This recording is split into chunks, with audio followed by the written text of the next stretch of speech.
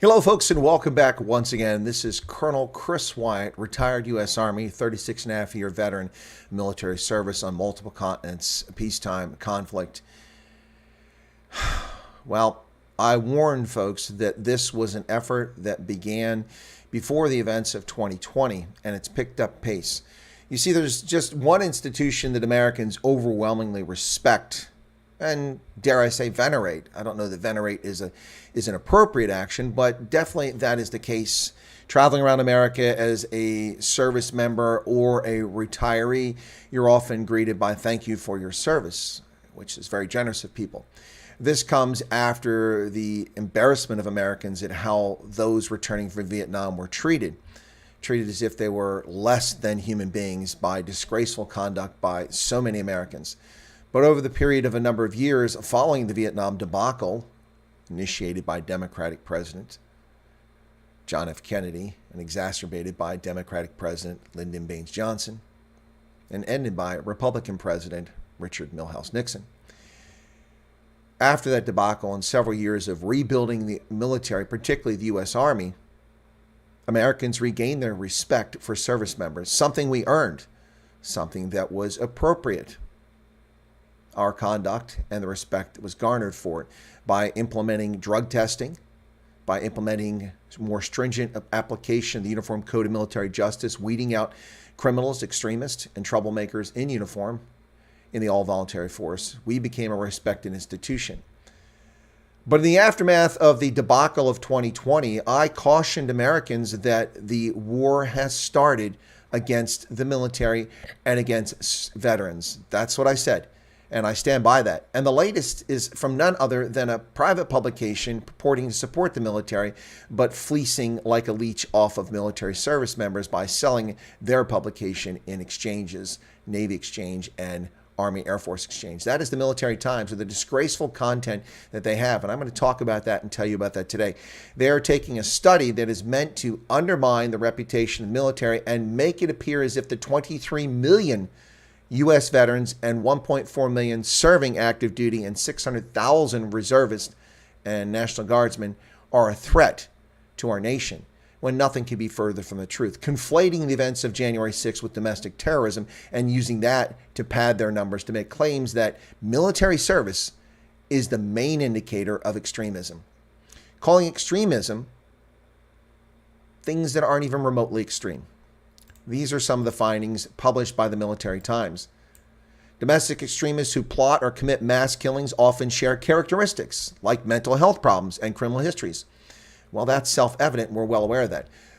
But according to this study, the most common threat is a record of military service, according to new analysis of 3 decades of attacks inside the United States. Now, there's no mention here of indicating this, whether it was people involved in attacks who were drafted in the military up to 1974, or those who serve in the all-volunteer force. That's a key distinction. The National Consortium for the Study of Terrorism Responses to Terrorism, that's a pretty Orwellian-sounding organization, known by the acronym START, analyzed thousands of cases of extremist-driven crimes from 1990 through 2022. Thousands of cases. They don't say how many thousands, 1,000, 2,000, 3,000, 40,000. And they found, according to their analysis, that a military background is the single strongest predictor of whether a perpetrator committed or planned a mass casualty attack, and their military training made them twice as deadly, according to research first made available to Military Times.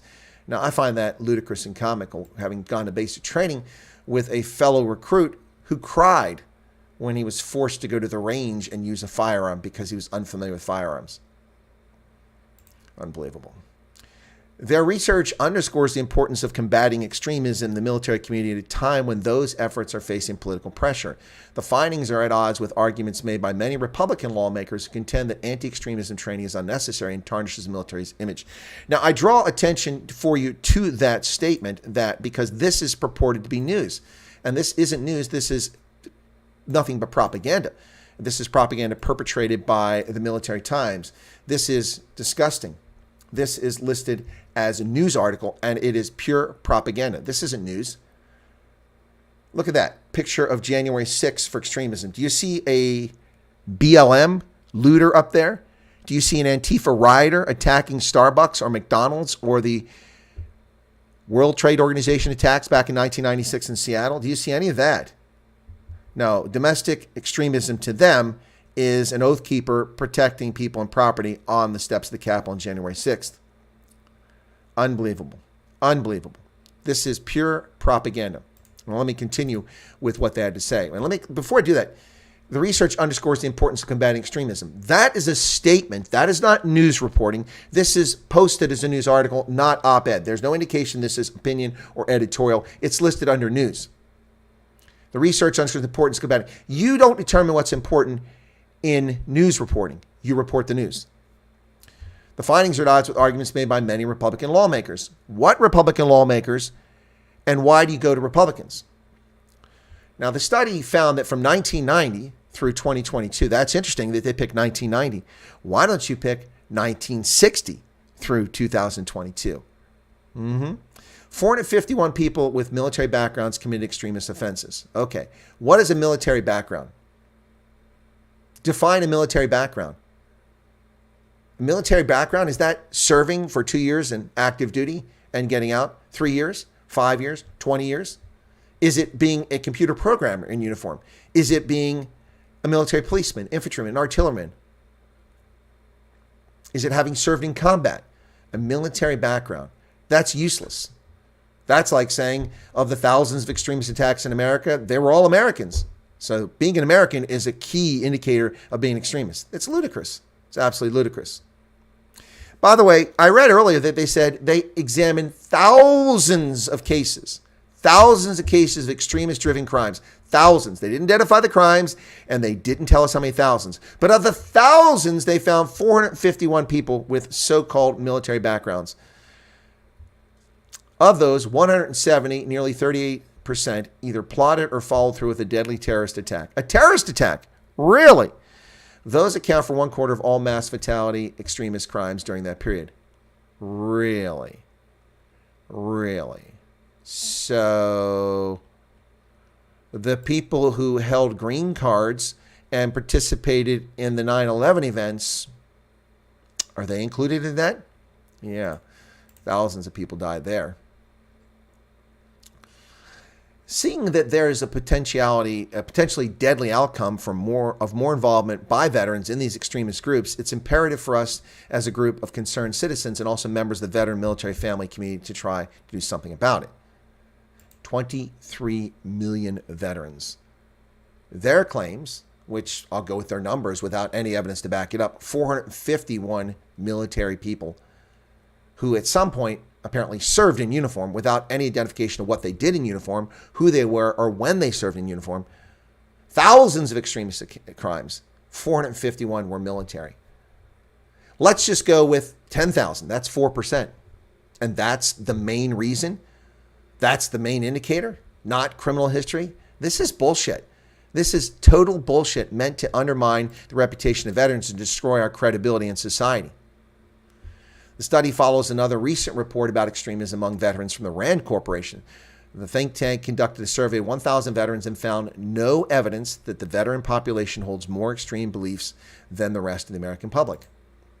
So the RAND Corporation, a well-known, well-respected think tank that has been in business for decades, vice some obvious leftist bent organization called START, which intends to undermine the reputation of veterans.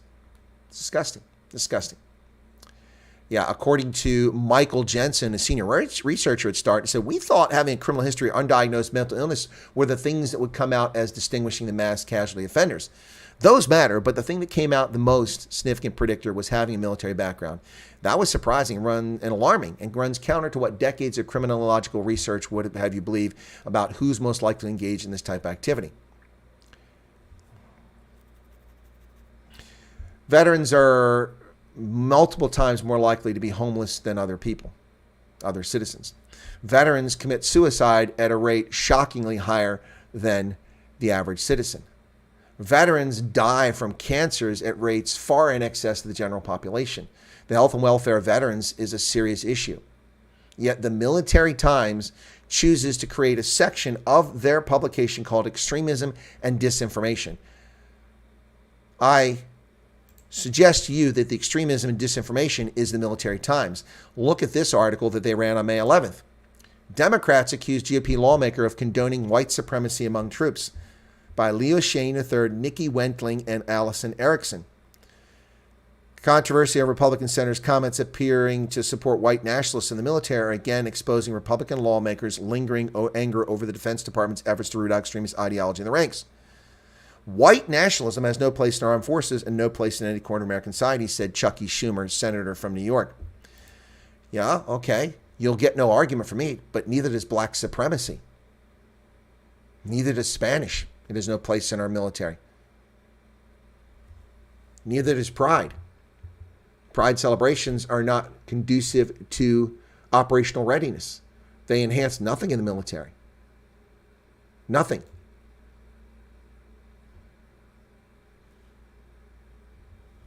This all came about because Tommy Tuberville. Now Republicans are being tainted by a brush by these radical leftist writers who write for a purported military publication that is a disgrace. It's an absolute disgrace. Military Times has been an unreliable publication throughout its history. I remember looking for promotion scores that they failed to publish on time back in the 1980s. I remember looking for promotion lists that were publicly available that they failed to publish for a few weeks when I got promoted as an officer. Utter nonsense. So this is just unbelievable, folks. I mean, I don't know what to tell you here. They are equating views that are not extremists with extremism. Yet there's no mention of black supremacy. There's no mention of Puerto Rican nationalism. There's no mention of jihadi activity, the murder of soldiers at Fort Hood. Now, they'll count that in as a military related because the guy that did it was a Major Hassan, but he was a jihadist. So you get double booking on that one. This is an absolute disgrace, and I caution and warn people that this was going to happen. It was so obvious that they were going to engage in this, and they've been doing it. Ever since the events of 2020, the left and Democrats have been consistently seeking to dumb down, neuter the active force and reserve component, and denigrate veterans to undermine our reputation within society. Veterans run businesses. They hire millions of people. They are patriots who have served this nation in peace and in wartime. And their service should be valued and respected. Doesn't make us better than anyone else. Doesn't make us different than anyone else. Just means that we served. And this nonsense needs to stop. This nonsense needs to stop. Thousands of cases of extremist crimes, and they found 451. Talk about cherry picking and misleading people. Now, Jensen says, here we go. Here's the number. Jensen and other researchers made discovery while looking through a database of over 3,000 crimes to understand what characteristics separate the people who went on killing sprees from other types of criminal extremists. Yeah. And a group that purports to be supporting veterans, We the Veterans, will include encouraging more veterans to become involved with veteran service organizations. I've never heard of We the Veterans, and I am the vice commander of a Veterans of Foreign Wars post. Never heard of We the Veterans. Been involved in veteran services for a long time.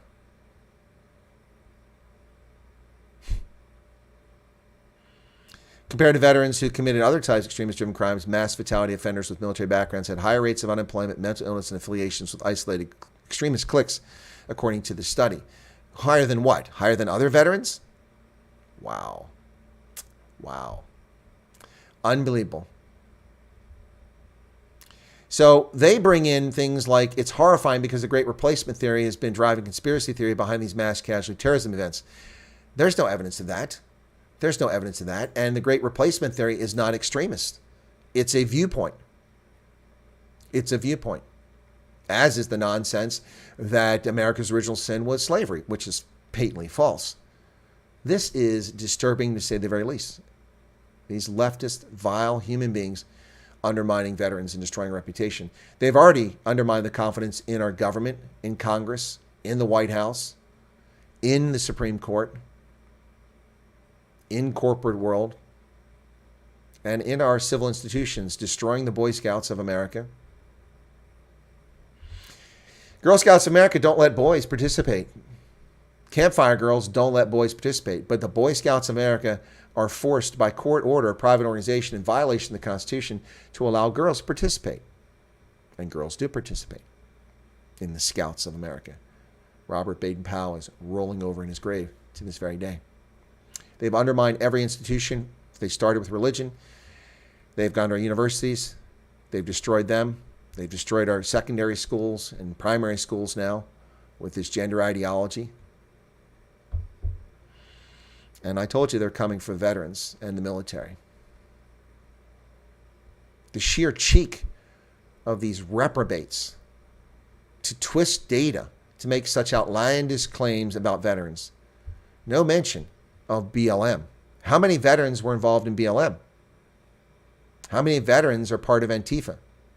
Any mention of that? No. No. Unbelievable, ladies and gentlemen. Shocking to say the very least. Sadly, this video is shadow banned and will get no traction on YouTube. But I'll talk about this on TikTok, where views are a little more open, but not so great. Anyway, thank you for tuning in. This was an unannounced broadcast after reading this disgusting and vile article in Military Times, a publication that should lose all its viewership and fold its tent up, because clearly it's not interested in service members. It's just interested in reporting on the military, not for the military. So they shouldn't get privileged spots in exchanges, the Navy exchange, the Army and Air Force exchange. Be gone. Thank you for tuning in, folks. Appreciate your support for this program. And I'll be on later today with the news live on Colonel Chris Wyatt. Thank you for tuning in. I do appreciate the support. Still shaking my head on this one. Cheers.